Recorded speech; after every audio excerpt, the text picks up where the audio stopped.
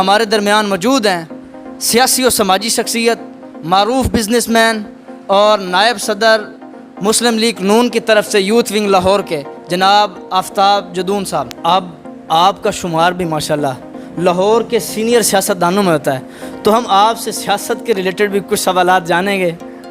تو سر، سیاست کیا ہے؟ سر، آپ پاکستان مسلم لیگ نون کی طرف سے یوتھ ونگ لاہور کے نائب صدر ہیں۔ اگر آپ کو پاکستان تحریک انصاف کی طرف سے کسی عہدے کی آفر آئے کہ آپ اس کو خیر آباد کرو اور ہماری جماعت میں تو کیا آپ پاکستان مسلم لیگ نون کو خیر آباد کر کے تحریک انصاف میں شمولیت اختیار کریں گے؟